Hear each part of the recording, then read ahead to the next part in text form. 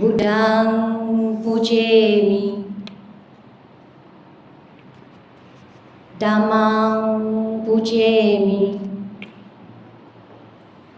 Sanghaṃ pujemi. Good evening, Ayah, brothers and sisters. Tonight we are very happy and very honored to have Ayah with us, Venerable Jotika with us, to give us a Dhamma talk.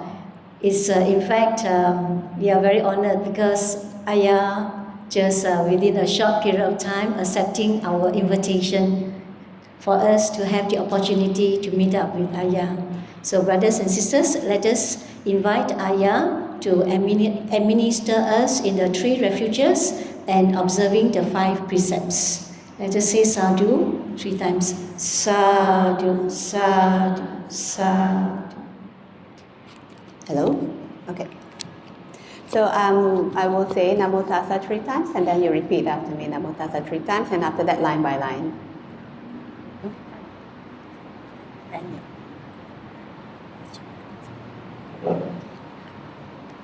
Okay. Namo tassa bhagavato arahato samma sambuddhassa. Namo tassa bhagavato arahato samma sambuddhassa. Namo tassa bhagavato arahato samma sambuddhassa. Namo tassa bhagavato arahato samma sambuddhassa. Namo tassa bhagavato arahato samma sambuddhassa. Namo tassa bhagavato arahato samma sambuddhassa. Buddhaṃ saranam gacchāmi. Buddhaṃ saranam gacchāmi. Dhammam saranam gacchāmi. Dhammam saranam gacchāmi. Sangham saranam gacchāmi. Sangham saranam gacchāmi. Dutiyampi buddhaṃ saranam gacchāmi. Dutiyampi buddhaṃ saranam gacchāmi. Dutiyampi dhammam saranam gacchāmi. Dutiyampi dhammam saranam gacchāmi. Dutiyampi sangham saranam gacchāmi. Dutiyampi sangham saranam gacchāmi. Tatiyampi buddhaṃ saranam gacchāmi. Tatiyampi buddhaṃ saranam gacchāmi. Tatiyampi dhammam saranam gacchāmi. Tatiyampi dhammam saranam gacchāmi. Tatiyampi sangham saranam gacchāmi. Tatiyampi sangham saranam gacchāmi. Tisarana gamanam nititham. Panatipata veramani sikkhapadam samadhiyami. Panatipata veramani sikkhapadam samadhiyami. Adinnādana veramani sikkhapadam samadhiyami. Adinnādana veramani sikkhapadam samadhiyami. Kāmesu micchāchāra veramani sikkhapadam samadhiyami. Kāmesu micchāchāra veramani sikkhapadam samadhiyami. Musāvāda veramani sikkhapadam samadhiyami. Musāvāda veramani sikkhapadam samadhiyami. Sura meraya majapamadatthana veramani sikkhapadang samadhiyami. Surameraya majapamadatthana veramani sikkhapadang samadhiyami. Repeat 3 times.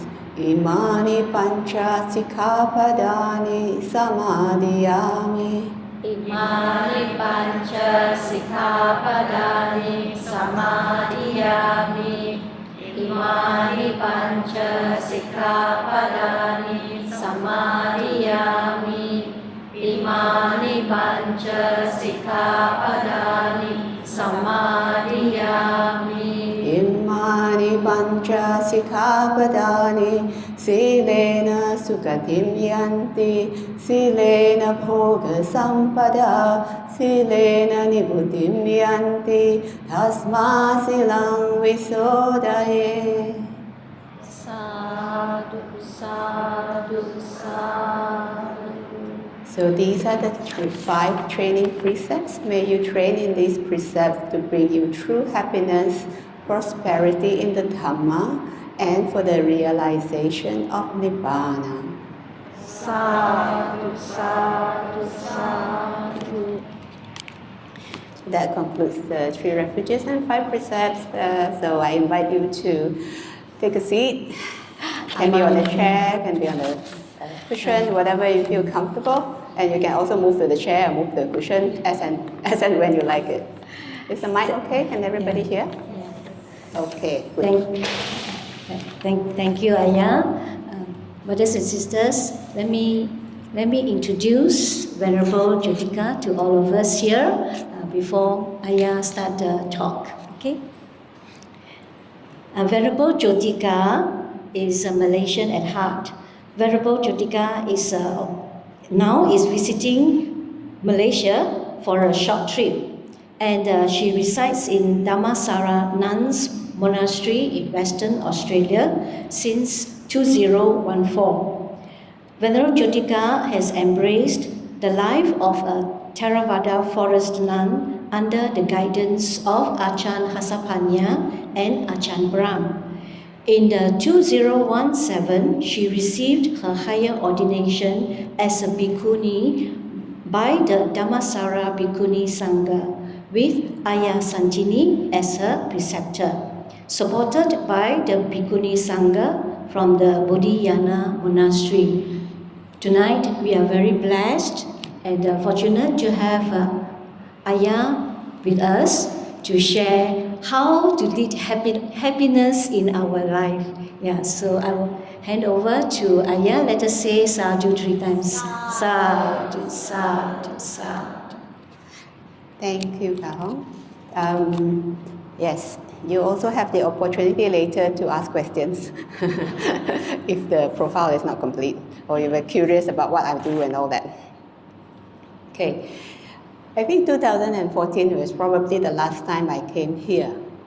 If you all have been here 2014 for the first novitiate seminary ordination here, I was in white. I was an anagarika at that time. So I accompanied my teacher, Ajahn Hasapanya, who was the preceptor teacher for that. So actually I was in this hall, so quite privileged to be back here tonight in brown. Sadhu, sadhu, sadhu. Yeah, I ordained in 2015 after the 1 year as anagarika. So this is our training at Dhammasara Nuns Monastery. We are actually a nun factory. We produce nuns. So lay people who want to try out what is it like to be a nun, you're always invited to come to stay short term, and then you'll be basically working side by side with the nuns. So you participate in the work, not very glamorous, you clean the hall and clean the toilets, but work in the kitchen. But you know, we do what we need to do to keep the place going. And sometimes we underestimate all this little not so nice job, but without doing it, we cannot welcome people to walk the Buddha's path. And this is the end of the day, yeah? Yeah, it's not so it's always tiring, not glamorous. You're not doing the big job, but the small things, never underestimate. Without that, without a clean toilet, people don't want to come. That's what my boss, my abbot, used to say. People come here, check your toilet first. They come all the way and then they actually use the toilet. Then they know how the nuns are practicing. If you don't even see this as important to you, then forget about your practice. We only see how you live first. Yeah. So I think it's quite very real in the whole thing. It's not very like just put on the show, you wear the robes and you're high and mighty. But then in Dhammasara, you really break our ego down to the nothing. Maybe my abbot say, I don't really care what you did in your previous life, basically in your lay life, but when you come here, you start from scratch. It's a very, a grinding down the ego exercise in a very gentle way. So everybody have their own speed of practicing. And likewise, all of us here, you progress at a different speed and don't always try to look out and look in. That's very important because we will know ourselves best deep down. And the moment you start looking out, you create, envy, disappointment, all this unnecessary negativity. But if you do look out, go look for inspiring qualities. You go look out, you go look at the Buddha. What is the Buddha? What is so inspiring about the Buddha?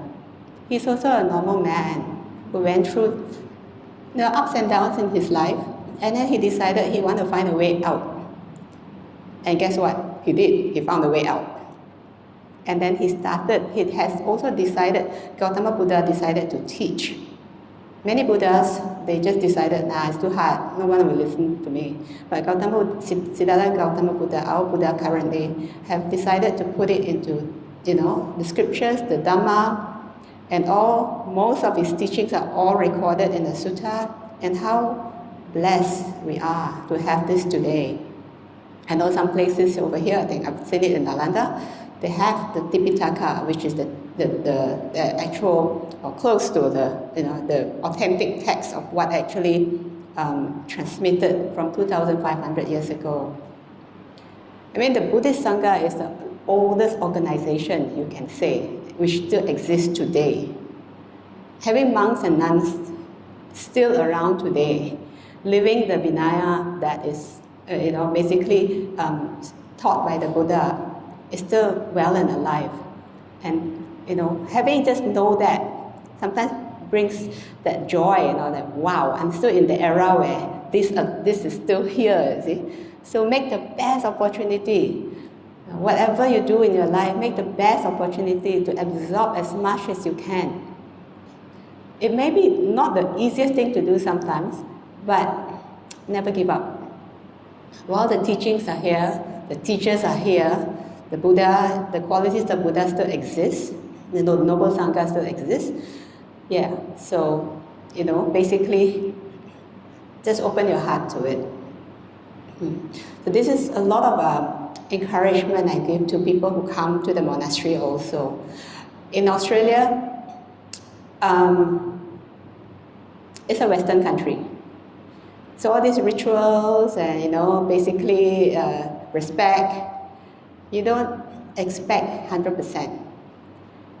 Here people know, you sit lower, you don't point your feet towards the, all these little things that already ingrained in our upbringing in Asia. But in the West, they'll challenge you all the way. And actually, that practice of Buddhism for us, Buddha said, speak in the local language, connect with the locals. You really need to know your stuff.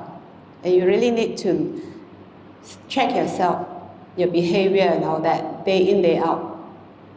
Otherwise, they will check for us.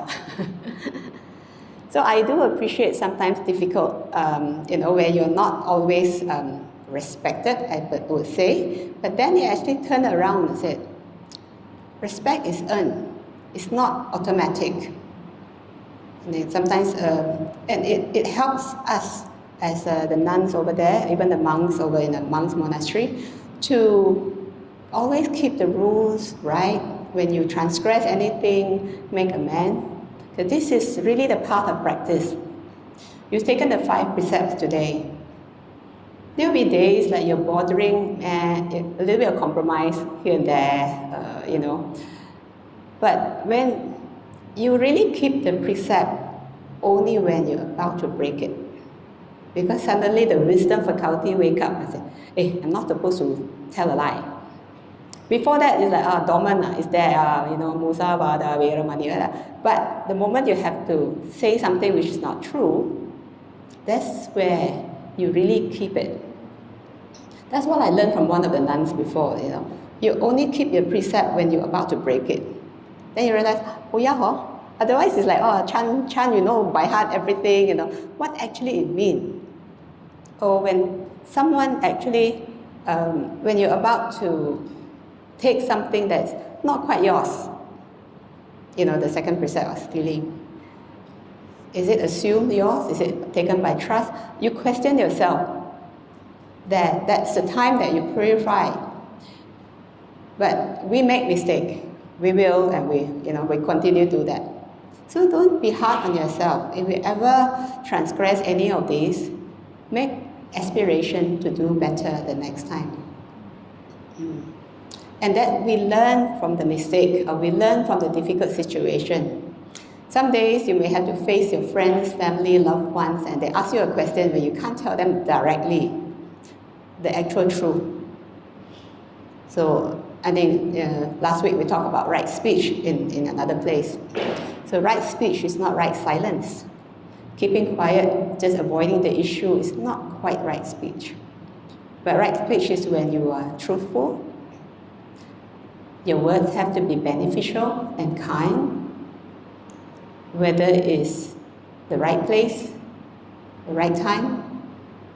And it's not motivated by anger or trying to punish the person. Very hard, isn't it? At the end, you don't say anything, that's too hard.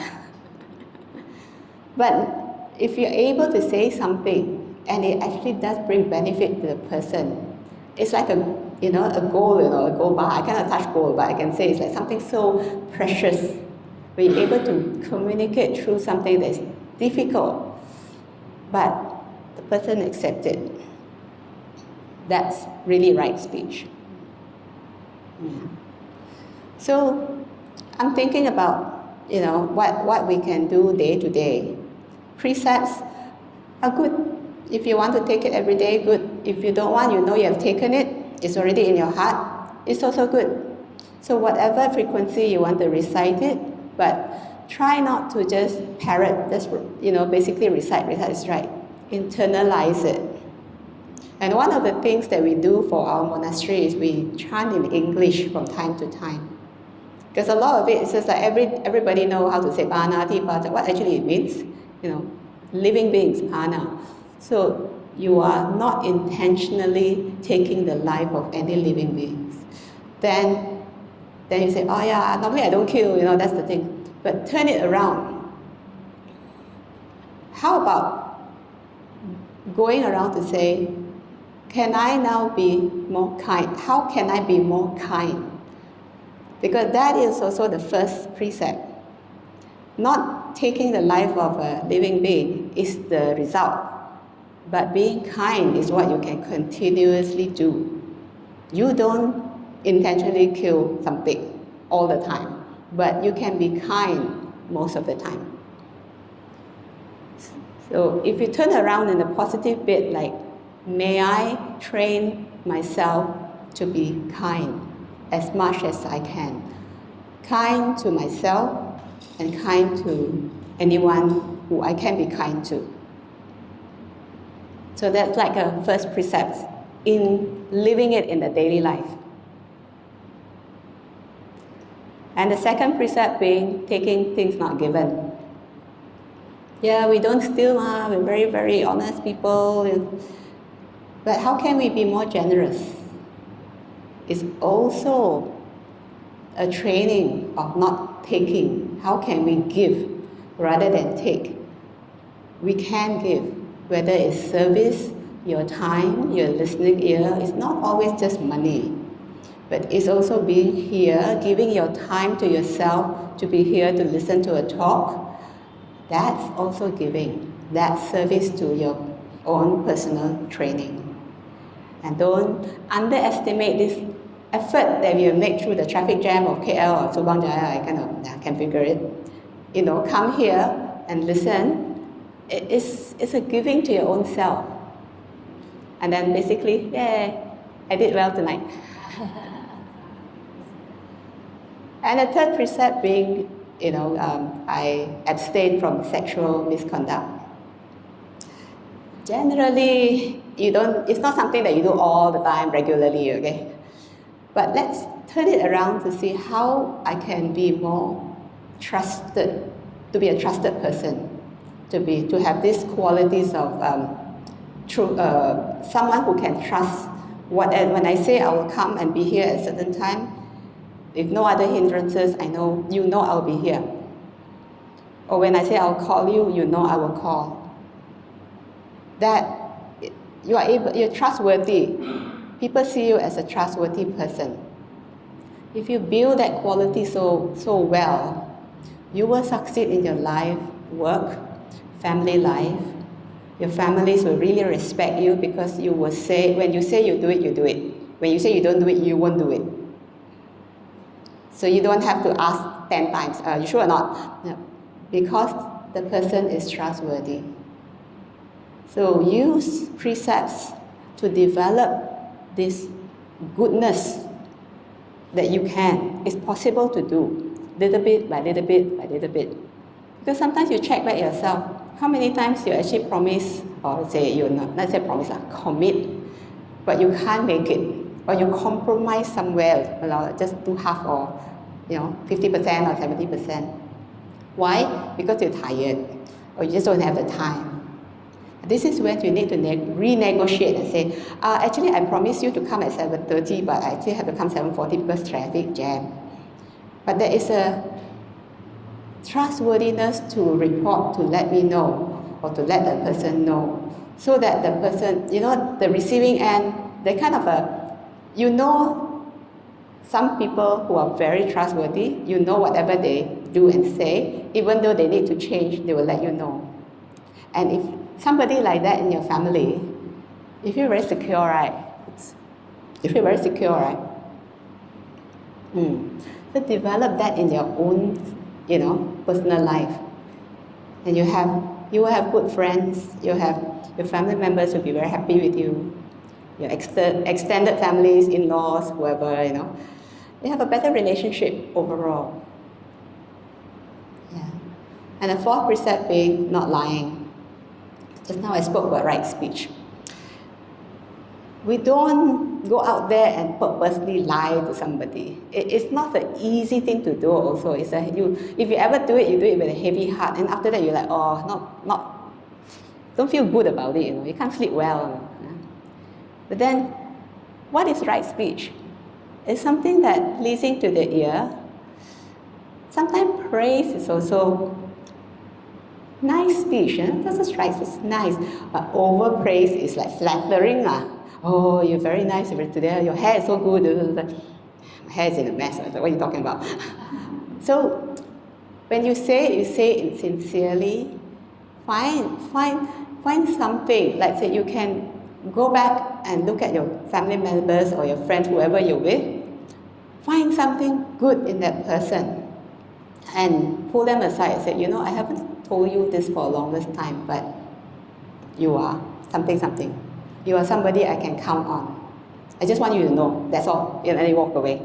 These little things actually open the heart of your friends, family members, whoever at home.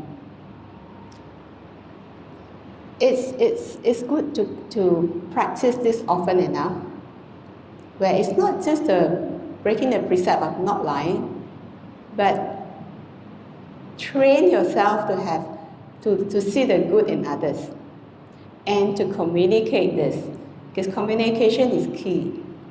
This day and age, what is the level of communication? Phone. You only WhatsApp each other, you don't talk to each other anymore, right?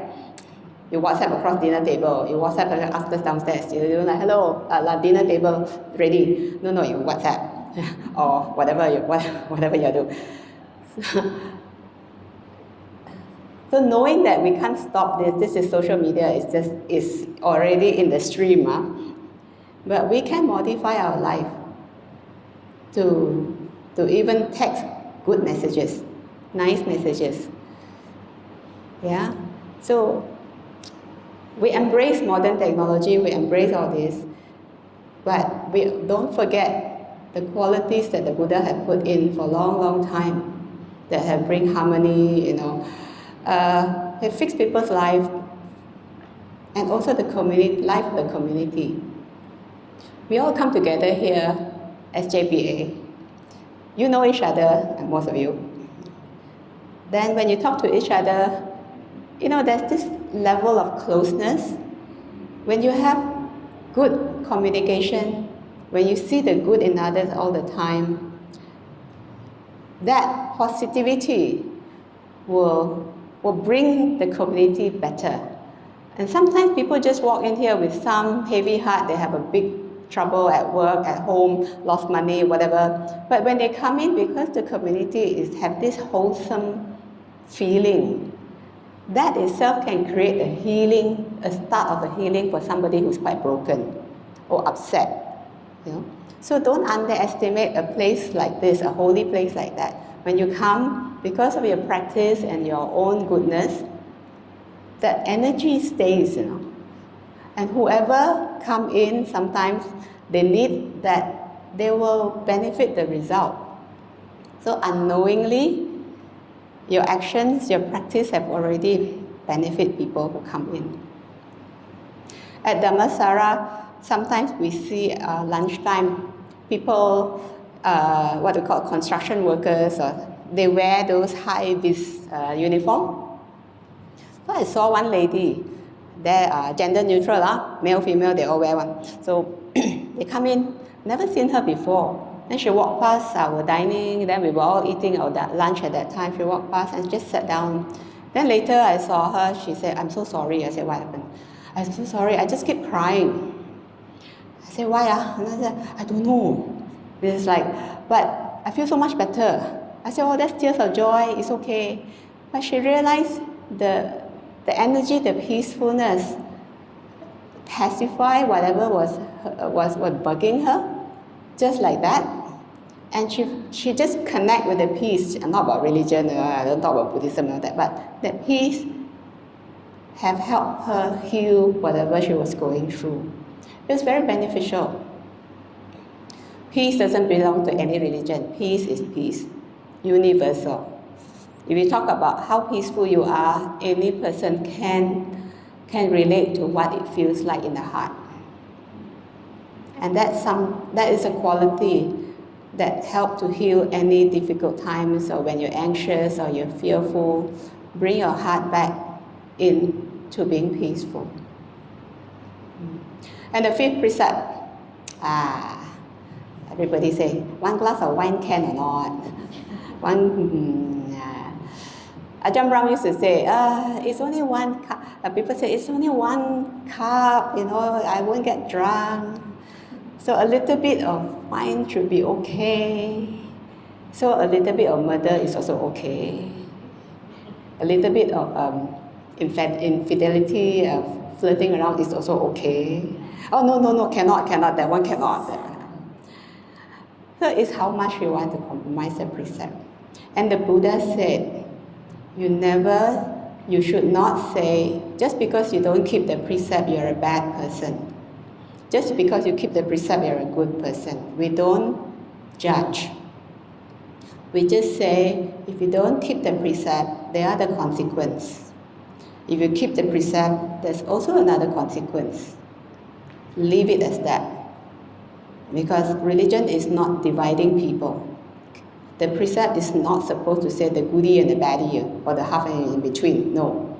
It's just whatever you do, the karma, the intention, you will benefit from it later, or you will actually get whatever the result later. That's it, full stop. So yeah, the sutta that I was going to show, so they talk about womanizing, gambling and all that. Sometimes you hear of this, oh, bad words, oh, bad, don't do. Try not to judge, because judging others, you're also judging yourself.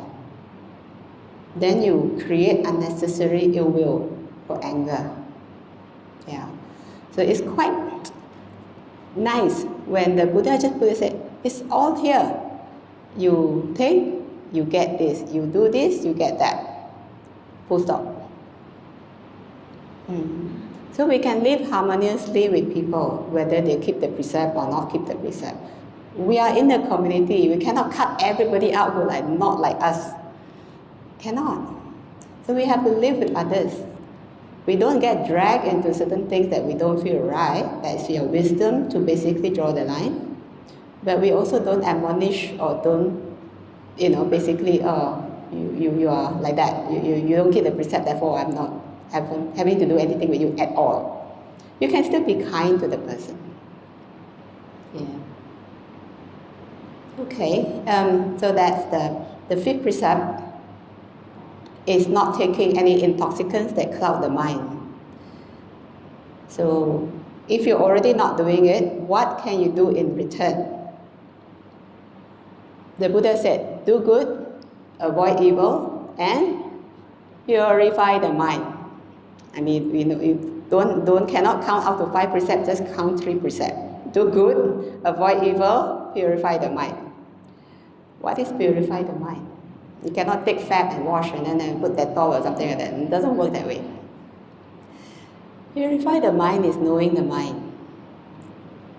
Knowing your own mind.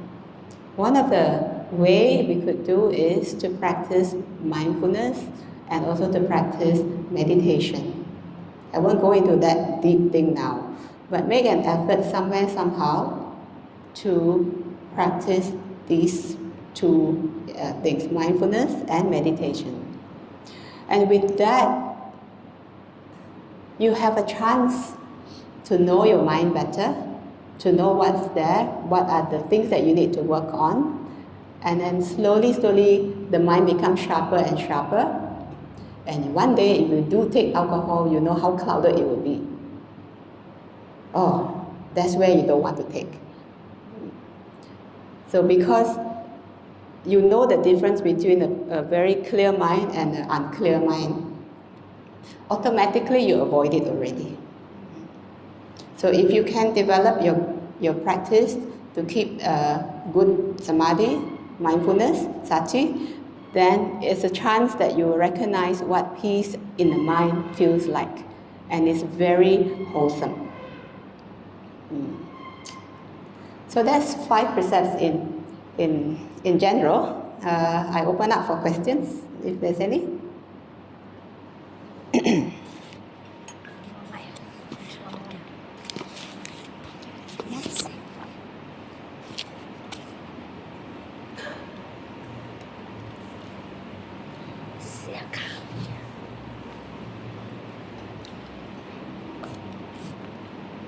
Or you want to share? No question, then I can go on to the sutta if you like. Okay, another one again. Or you can ask any other questions about my life. Yes.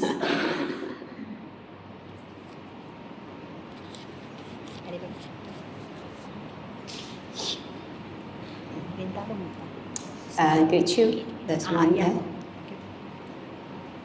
Thank you. All right.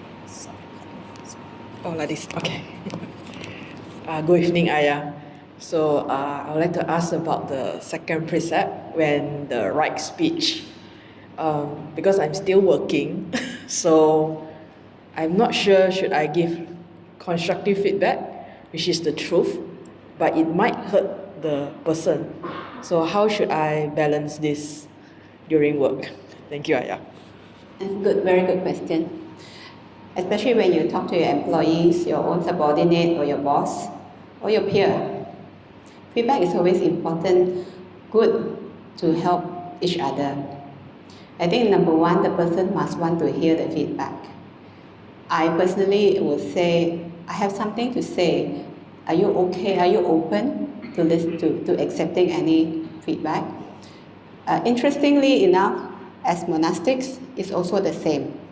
If you want to admonish each other, you want to scold each other or rather feedback to each other, we actually ask each other first. There's something I like to tell you. Are you willing to listen? So if you're a monk, sometimes you have to admonish a nun. They also ask first. And okay, out of respect, we say yes. Or if you're not in the right frame of mind, hold your horses first. I'm not feeling that great now to receive, so I may not receive it in a pure mind. I may get angry at you. So be very honest about it, But come back to me. I want to hear it. It's not just the right time. So number one, you can actually ask permission. Of course, when you have to talk to your employees, it's not just like the boss say, I want to offer you, no, don't want to hear. But you have to put it in a way that I really need to communicate this to you. Can we find the right time? Have that agreement both parties. And of course, if it's a negative feedback, I learned the other day from one guy who said that you have to say 6 good things before you can say one bad thing. It's also called the sandwich method. We have the bread where you're like, you did very well. I'm so glad I have you here as my employee. And then, but, you have to come in on time. Or you have whatever. Then you say, but carry on the good work. The bread, very thick. Then the filling, the kaya, there's only one layer. So there's also the sandwich method, but most people know about it. So they're expecting it, okay, you're praising me, what's coming? But I guess you can't avoid. Naturally, we open our ears to good things. People talk good about you. Wow, you're very good. You always deliver report on time. You find all the good things about the person. Even if there's nothing good, you can even say, you actually show up for work, like kind of thing. Then you communicate the something. But then you have to say it in a very supportive way. I'm not doing this out of my own anger at you. I'm saying this because we are in it together. I want to help you prosper or grow in your job. It also matters to me. I'll be proud to have an employee like you, a team member like you. So it's us, not just you and me. I'm going to tell you off, but it basically is us. So how can we work together to improve the situation? I don't know what it is now, but get more sales or whatever you're doing. So when there is a shared responsibility between two parties, anything negative doesn't feel so burdensome or so punishing, so intimidating. So try to avoid in that all that. So the thing is planning your speech. Write it down. Don't be shameful. You need to have my points. Because sometimes when somebody starts to have emotion arising, when the person is angry or raise their voice, or you forget what you want to say already. But when you have a cheat sheet, just go back to your cheat sheet and take a pause if the time suddenly become nasty. Do all that. Yeah. I will go to all costs. I had to lay off people before. I had to sack my employees before. It's never an easy thing when you let people go. Or you have to ask somebody to leave. But the thing is, when you do it, it's not always successful, but you try. So good enough. Hope that answers your question. Okay, thank you, Ayah.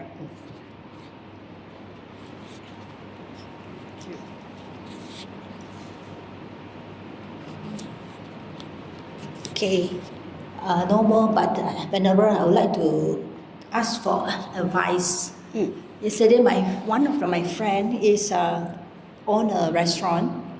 So because of I want to give a best food, fresh food to the customer, so they bought live prawn.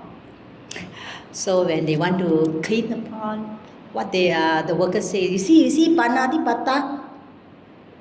So I say, what to do? Because I want to keep the fresh for the customer. But, so she's quite guilty. So what is Venerable's advice? I think coming back to you don't judge the person. Oh, you have live prawns, you're bad, you panati pata out already.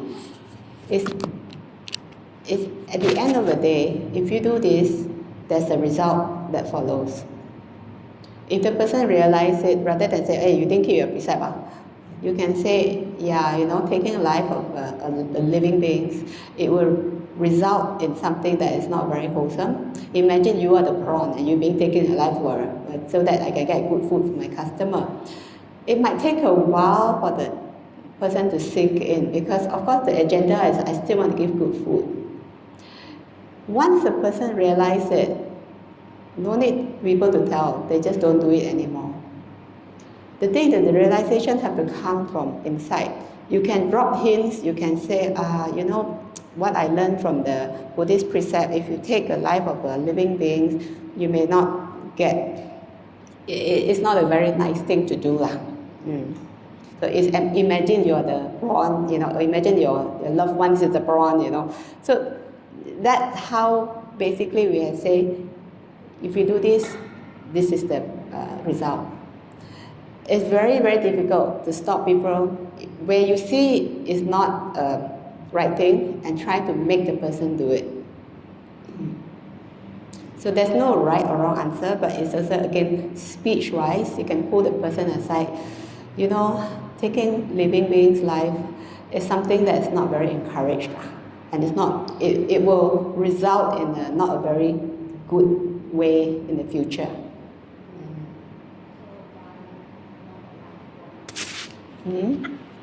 Don't buy life prawn. So, she just share, it's faculty, don't know how. Yeah. Say, just at the end of the day, sometimes people become vegetarian because they don't want to have all this killing. But becoming a vegetarian, there is also some amount of living beings in the vegetable or the soil or something that will also have to go. So the end of the day is like we live at the expense of other beings, day in, day out, and this is samsara. The only way we don't do this is to get out of samsara, to be enlightened. That's what we are doing our best, level best, to practice the Buddha's teaching.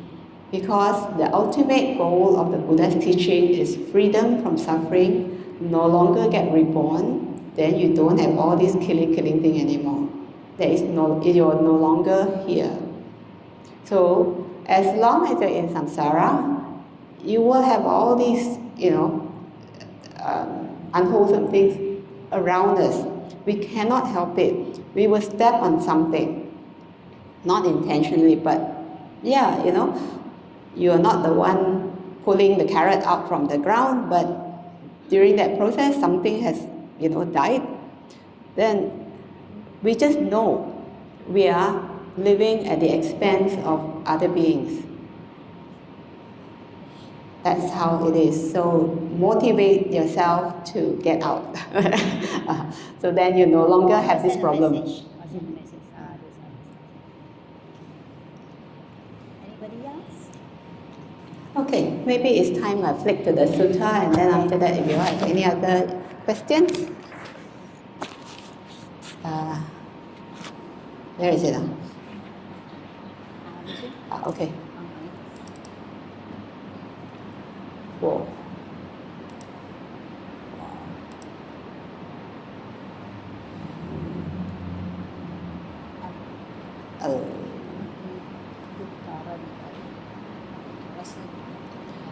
I picked out this sutta is also because the Buddha actually mentioned to this layman, his name is Dīghajāṇu. Dīghajāṇu asked the Lord Buddha, please teach us the Dhamma in the way that leads to our wellness and happiness in this life and in future life. Sorry, this shows my age, can't see. Too small. So what are the 4 things that lead to the happiness and welfare and happiness in this life? The first one, accomplishment in initiative. I'll just read a little bit, then I'll elaborate. It's when one, English is no good, it's when one earns a living by means of a profession. They understand how to go about these things to complete and organize the work. Okay, what does this actually mean? It means that if you're given a job, do it well.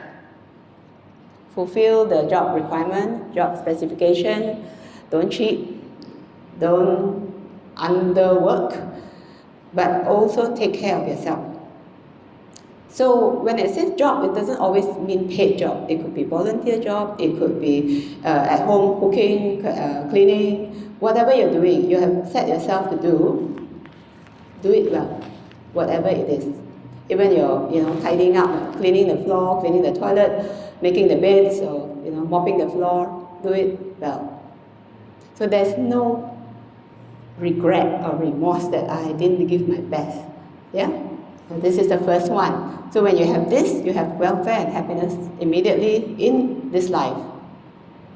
And the second one, what is accomplishment in protection? It is when one owns legitimate wealth that he has earned by his own effort and initiative, built up with his own hands, gathered by the sweat of the brow.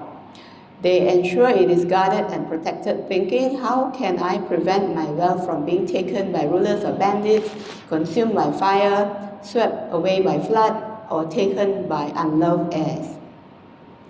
I add this one, another one, scam. Okay.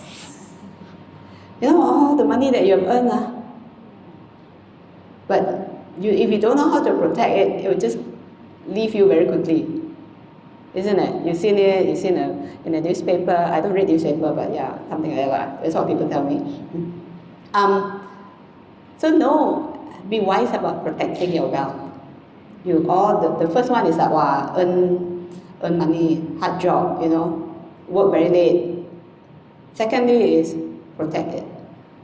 Protect it well, don't be greedy in terms of investment and all that. Something that kind of impossible generally is not, it's not genuine. So I'm not a financial advisor, but I trust you all can find your own way of protecting your wealth. Okay.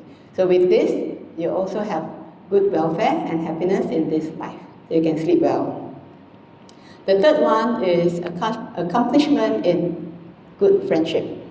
It is when one resides in a town or village where there are householders or their children who may be young or old but mature in conduct, accomplished in faith, ethics, generosity, and wisdom.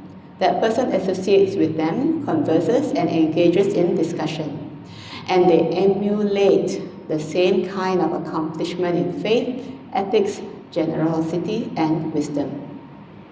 Copy, but copy right things. Copy right people. Be inspired by the qualities of the person. So now, caution here.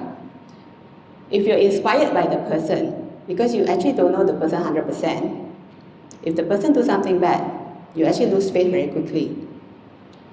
But if you're inspired by the qualities of the person, regardless of what the person do, you only hold the qualities with the person. If the person is kind, generous, helpful, very honest, those are qualities, but not the person as per se.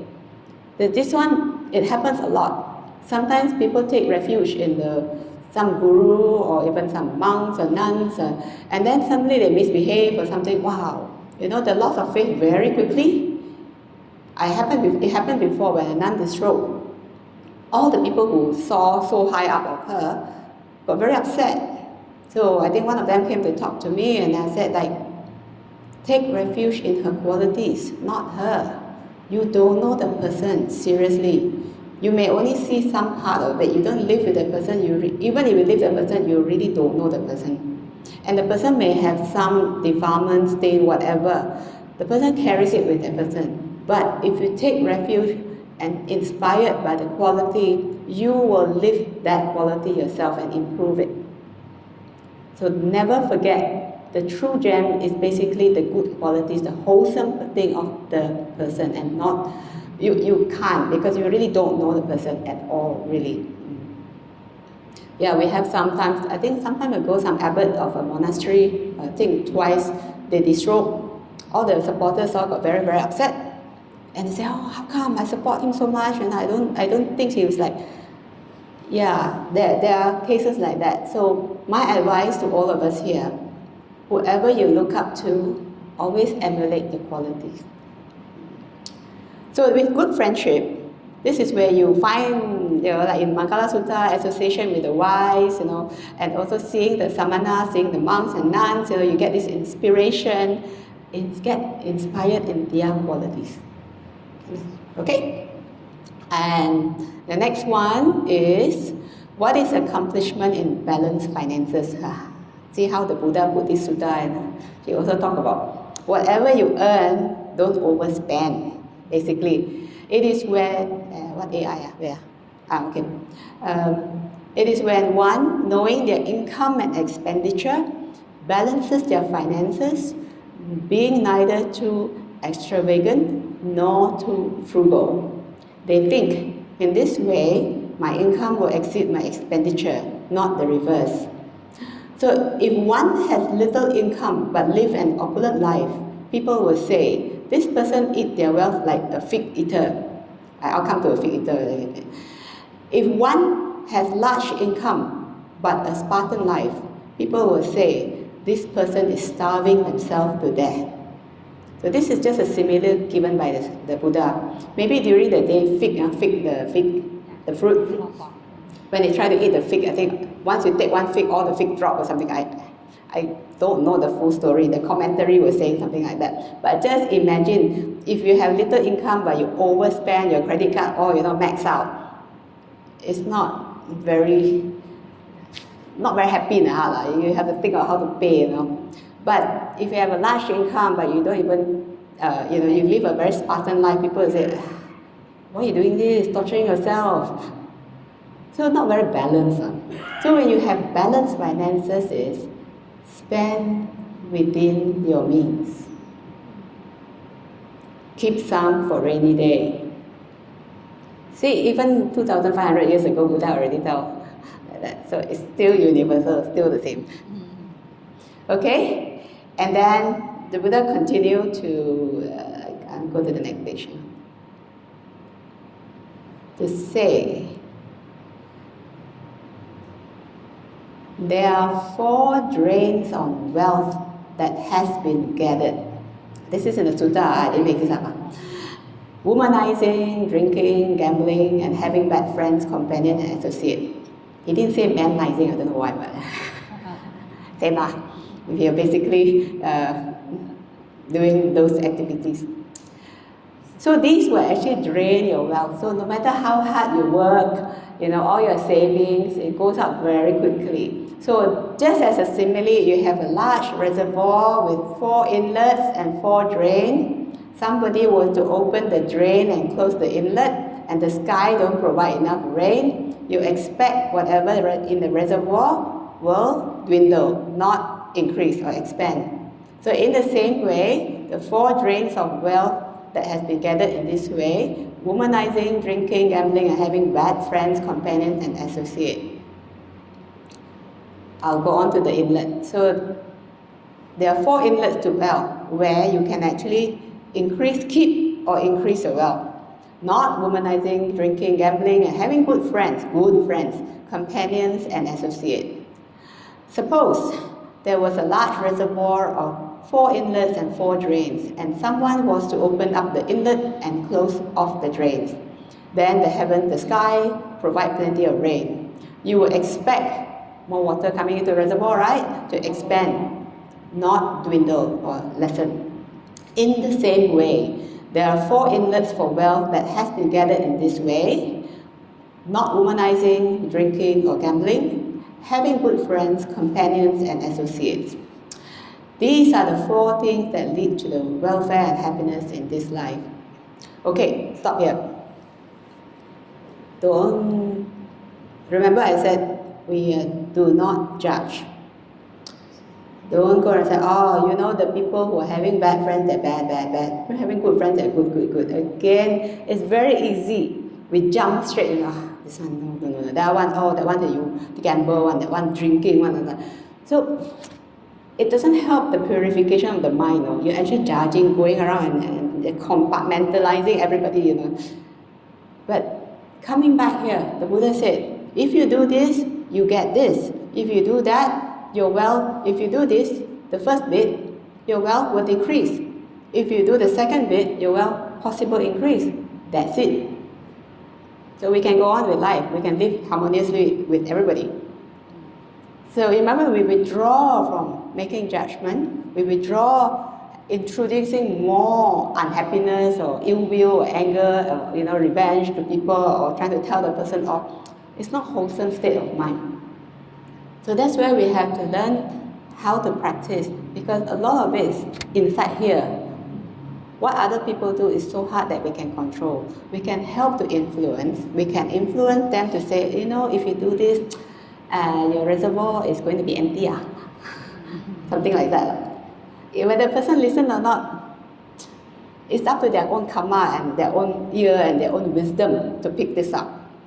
Some people are wise, maybe I should think about it, maybe I should stop, that kind of thing. So we are hopeful that we communicate well, put into the right speech, and then we refer back to what the Lord Buddha have put into place.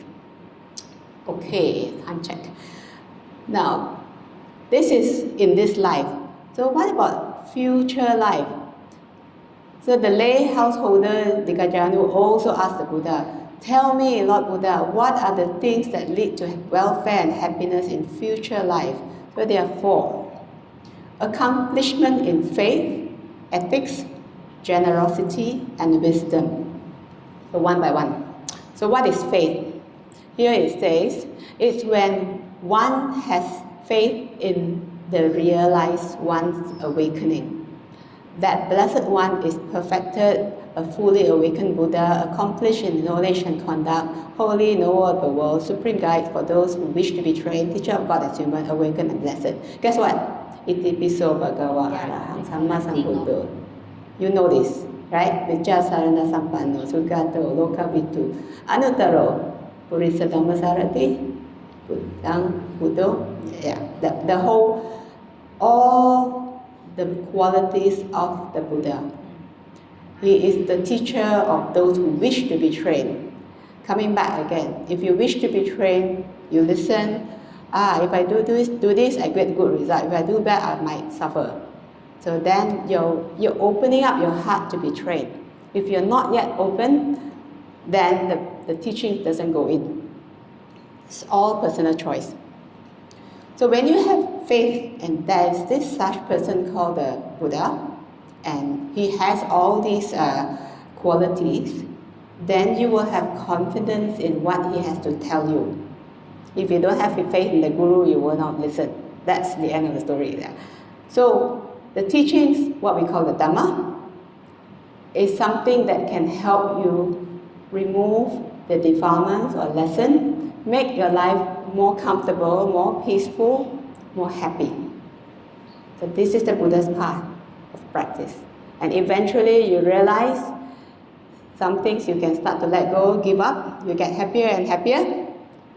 And for the realization of the final liberation, which is what we call freedom from suffering, mental and physical suffering at the end of the day. So this is faith. Very good, easy to preach to Buddhist people because they're all generally very faithful already. Next thing is accomplishment in ethics.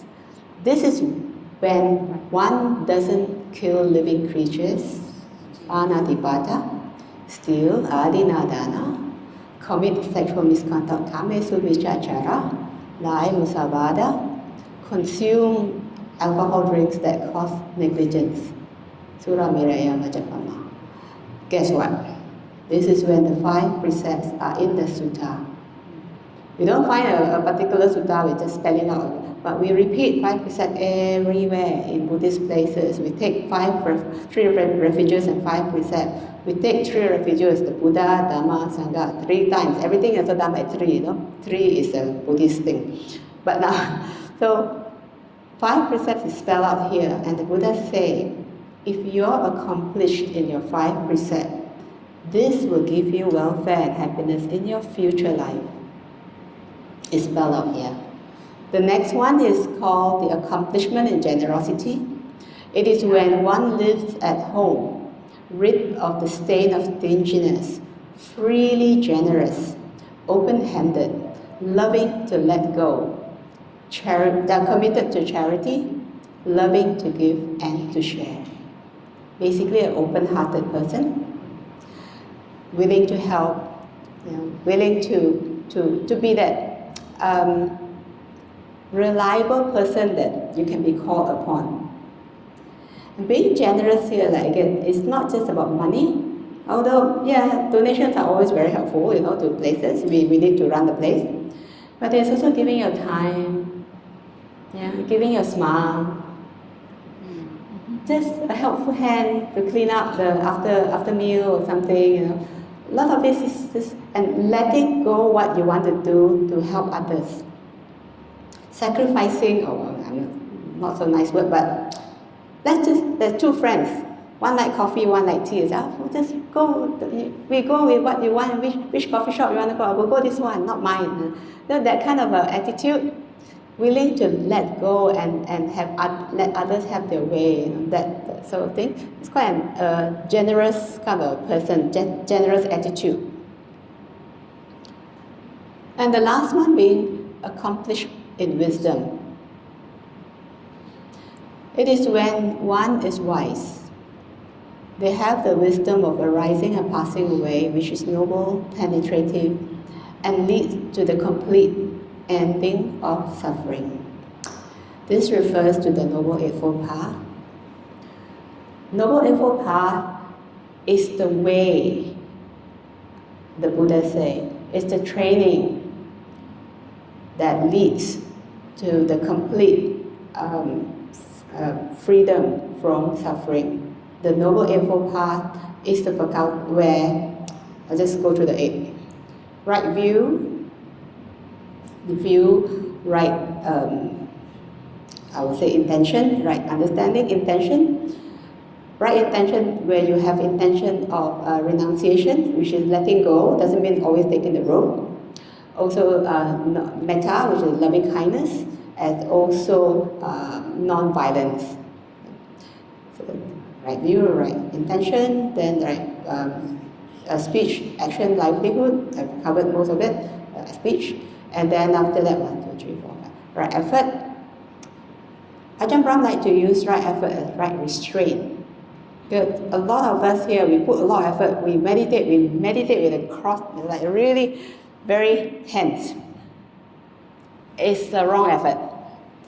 But when you put into right restraint, you restrain yourself from too much social media. You restrain yourself to noisier, to be a more quiet place. That is effort. In this modern world, it plays more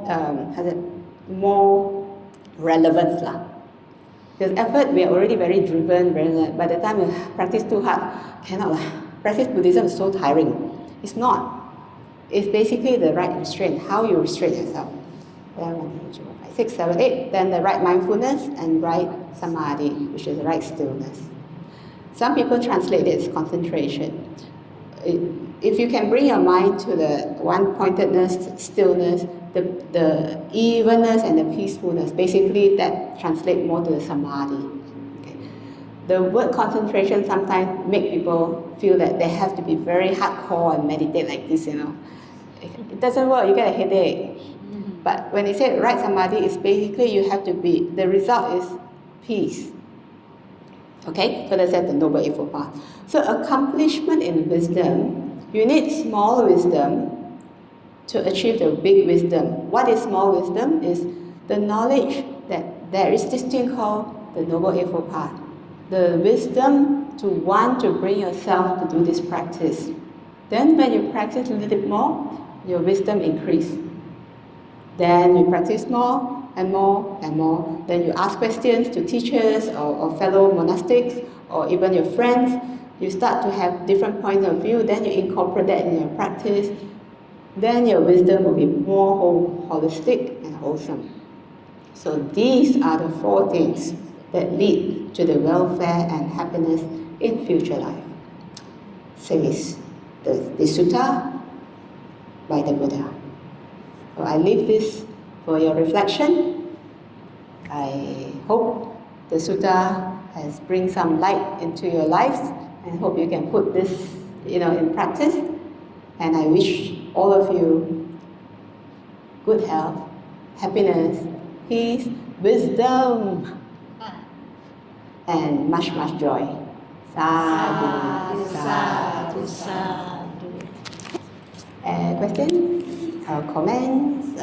Nothing else to share, Mary? Thank you, Ayah, for the very enlightening and also for us to put it into practice for our happiness and welfare. All of us, right, are in Ayah, we are all still in worldly life.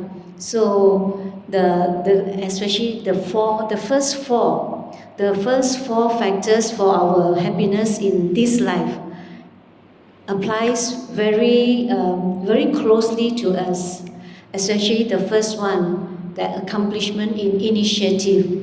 Whatever we do, we really need to do it with integrity, honesty. That we put in our effort, we know we do it correctly, we do it rightly, so we don't have guilt. And for whatever we earn, so we spend it, we know we have a balanced life. It is very timely for us, this advice from Ayah. So The Buddha. I only read out only. From the Buddha, but shared by Ayah. Yeah, through Ayah's wisdom also, because Ayah has realized it for us, realized it, and she shared it with us. Yeah, in this case, let us say sadhu 3 times again for Ayah to be here and share this good piece of advice to all of us. Sadhu, sadhu, sadhu. Now we open the floor for questions. Yeah, we take the opportunity. Ayah is here. Yeah, all the way from Australia. Yeah. It's okay, no obligation. No, Ayah, they are very shy. It's okay, I also.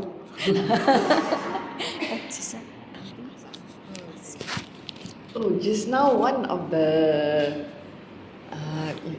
your advice is you mentioned about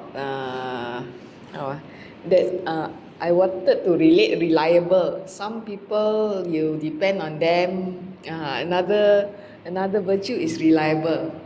Right. Reliable. Is it? Yeah. The question is, what's the question, sorry?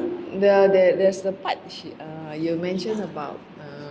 I mentioned about somebody being reliable. No, you didn't use the word reliable, you used another word, trustworthy. Sorry. Trustworthy, yeah. Sorry. Trustworthy.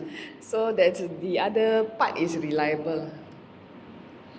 And then okay, the other part that normally today people like us working, or we face nowadays retrenchment or AI, and then all the people worried about the future.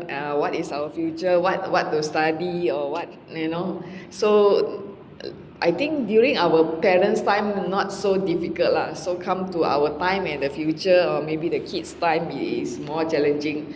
So recently with all the teachings, the suttas and the teachings is help to reflect and open our minds to how to tackle problems and solve problems to help people That's that's what I've learned a lot from Buddhism. It's helped a lot in my life, problem solving. And then when you face difficulty, you don't know where to go, and then you feel very suffer. Then after that you reflect on it, then you feel better. Letting go is one of the virtues lah. Before that you keep on keeping inside, especially those ladies or young girls they feel jilted or rejection, all this, then you feel very, very suffering. Then from the teachings then you learn to let go. That helps a lot. Yeah, thank you. Thank you, sister. I think what I wanted to add also, with all the new things coming in today very quickly, like AI. I mean, maybe 10, 15 years ago, we started with all the iPhones, the gadgets, and all that, the smartphone coming in. And people, you see some people who like totally, nah, I'm not going to learn smartphone. Then guess what? You can't do without smartphone. Everything is smartphone. Then now, AI. So I'm hoping AI one day when I'm older, you have AI to clean the aging population, right? Not enough people in nursing home. Hopefully AI can take over. They can manage all our crazy emotions at that time. So like maybe AI is good that way. So the thing is, we have to embrace change. One of the things before I became a nun, I actually taught my mom how to use iPad. She was totally resistant. No way. No, then why? Then you can talk to me. It is quite motivating. Like my dad, when he learned how to use SMS, it's because he was in the hospital. He was going through an operation. Then I visit him and say, okay, you learn to text me because I'm in a meeting. You cannot call me. I don't know how to text. I say, you learn. Well, finally, he had no choice because he wanted to talk to me. So I teach him how to text. Those were the days that not smartphone, like you press A 3 times to get a C, like E, the old keypad one, right? Wow, he managed. So finally, he had all his code word, right? Don't know what it is. Like the nurse came in, the nurse went out, like all. But situational, where you forces the person to learn, the person can. So like all of us today, don't be scared with all these things that is coming. The younger generation will learn it 10 times, 100 times faster than us. But it doesn't mean that we shouldn't start or try or learn. And don't have any embarrassment to ask the younger generation to help us. I will help you in one way, you help me another way. Let's work together. And then together, we have this, we can relate to each other better. Because if you start saying, I don't want to learn all these new things, sorry, the young people will talk something that you didn't, what's that? So yeah, embrace change. Anicca is is what the Buddha is saying. Everything is impermanent. Things keep changing. It gets better, it gets worse, but it's just different. So embrace change, and then let us live into the modern era, whatever that is. I'm not sure.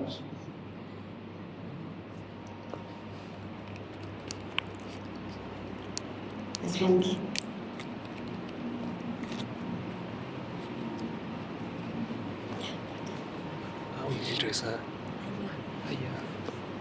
I just want to relate to one of the 4 things that you said for future happiness, which is faith. Normally, when we think about faith, especially in some religion, faith means not questioning.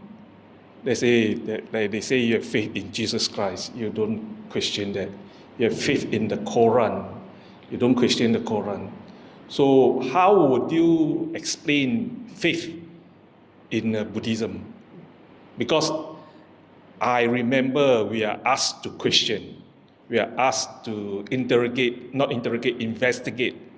and we are asked not to follow blindly. Thank you for that. Exactly. Do not follow blindly. Even the Buddha said in the Kalama Sutta, whatever people do and say, don't just say it's correct. Investigate and find out. So faith here, meaning you have the confidence that whatever the Buddha actually existed, he went through all he had to go through to be enlightened, and he has these qualities. Because it's not blind faith. If you're not yet have this faith, you can investigate and develop. It's the faith in the entire teaching of the Buddha. Without that, we're not going to start anywhere. But as you learn the teaching, you don't take it, oh, this is true. It may not be taught in the proper way too. You can go to a Buddhist center and it not, or you may listen it and interpret it differently. The teaching is there, but everybody will hear in different way. So what works? How do you know whether the teaching is actually correct, true Dhamma or not true Dhamma? It should be something that leads you to peace, happiness, not towards anger or unhappiness or like evil thoughts. It should be something that makes your life easier and light, not pulling you down or having arguments at home. It should be leading you to simplifying your life, not overcomplicating by going through some, I don't know, things that, So the Buddha's teachings, the true Dhamma is basically liberating yourself from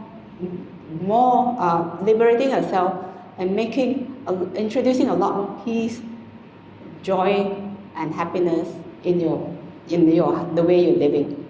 Then you have more faith that this is going to work. How can you have faith in a particular medicine that the doctor gives you? You swallow first and see what the effect. If it actually feel better, yeah, it works. So you swallow the teaching bit by bit, but doesn't mean it will totally work. Check it out, and then your faith increase by itself. Yeah.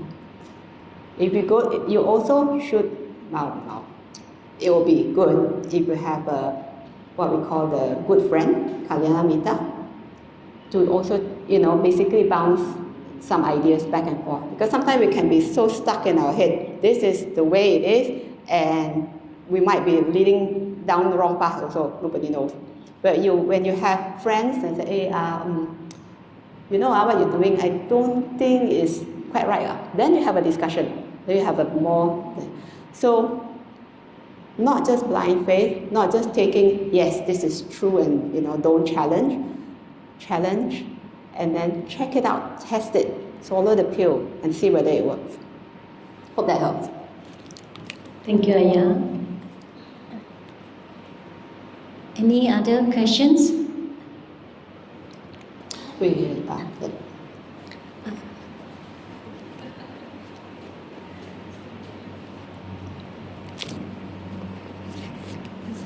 Actually, with recent events like Trump's tariffs, and then what happened after March was a lot of companies retrenchment, and then a lot of people lose jobs, all these things. And then I was wondering, there is the future Buddha, but is and mentioning of a lot of I'm not sure is in the suttas or not. The next Buddha, the future Buddha, Maitreya. So I always wonder about that, and towards the end of the world and all the predictions. So I'm confused about that. I would personally advise what's in the future is so unknown. I mean, last few days already, we see all the funny things happening in the Middle East. What you have now in the present moment is the most important thing. So try not to project too far forward. Live in the present moment, what we can do best now. This is all we have. Because how you do well now is going to decide how you're going to face the future. This present moment is all we have. Really, we don't know when we're going to leave this world, we don't know how. If you think too much forward, it's not bringing too much benefit in your practice. I'm not saying you can't, but there's no benefit. It will create a lot more worry, anxiety. What is, let's wait for the next Buddha. Okay, no. But do it now. We are here. We're in a peaceful place. We're in a good place. We have enough food, water, whatever to sustain. We're in good health. We're sitting down. We can see, can hear. All these, the blessings is still here. This is good enough. And from here, practice. What the future unfolds, let it be. And cut all the unnecessary worries and all that. Yeah? Okay. Thank you. Thank you, Ayah. Okay, maybe we should wrap up. It's 9 o'clock, or you have one last question? Ayah, may I ask one question? Okay. Yeah. It's referring to scam. Now it's very common scam. I'm very expert in scam. I don't touch money. No. I'm just want to refer. Just now Ayah said we don't judge on others. Yeah. So sometimes when we ourselves face scam, or our people that we know facing the scam, they were scammed by those scammer. So sometimes we, out of anger also, we can say something, oh, why they do this, why they don't go to work, why they want to cheat people. So these are comments will come out from us. So how do we, how best can we face, deal with this situation? Okay, it's a balance between do not suppress your emotions and your whatever, let it all come out, find a safe place for it. You can do it in the toilet. Don't suppress. Surely there will be anger, frustration, and whatever. Whatever happened in some places that you don't like, you will have your own opinions about it, and do not suppress. But basically raise it out appropriately in a safe place, and stop. Don't overthink. Let it out, let the emotions, you're upset, you're angry, somebody stole your money or your loved one's money, it's like, what is this? Yes, it's a natural emotion. The practice is not about suppressing. The practice is about, having the wisdom of how to manage it. Don't suppress. Suppress is you come back 10 times, a big atomic bomb in your heart. It's not healthy. So, find like I said, right speech, different place, different time, trusted friend. I just want to vent, like you call, I need to vent something. But after that, okay, finish. The person will have his own karma. Know that. You're not here to punish the person. Of course, if you need to bring to the police and do whatever it needs to be done, that's it. Thank you, Ayah. Thank you. Thank you. Okay, let's share merit, because Yeah. I think all of you are here. I'm very grateful, very inspired that on the weekday we have people who come here. So we have generated lots and lots of good merit, and may this benefit you, your family, your loved ones, and also give you happiness in this life and a future life. So, if you compose yourself, have your eyes closed, and then I'll just walk you through the sharing of merit.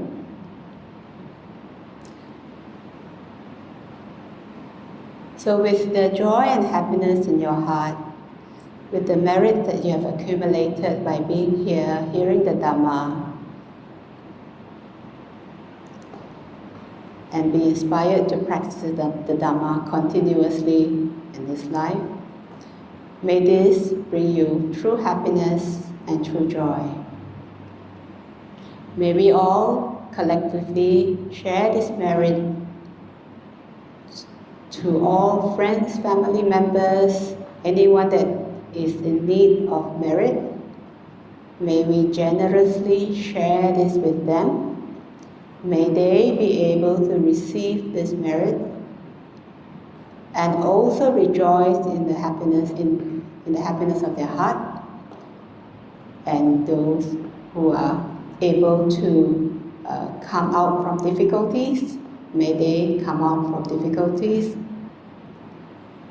For those who are going through grief, suffering, anxiety, may they be relieved of the suffering.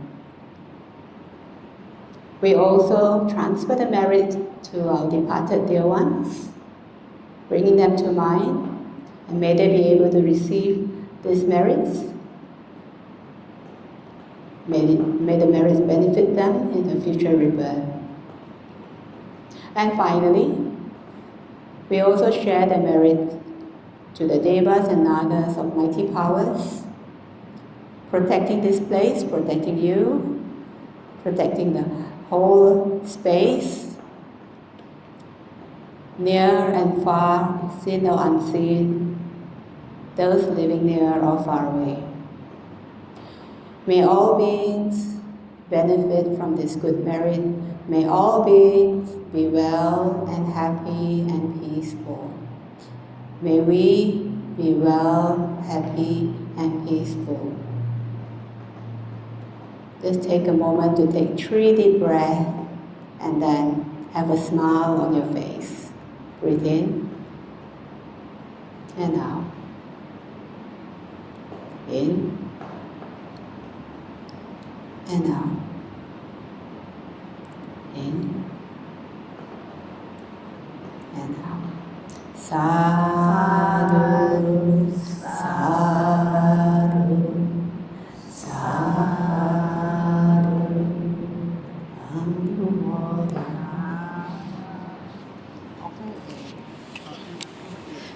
We are truly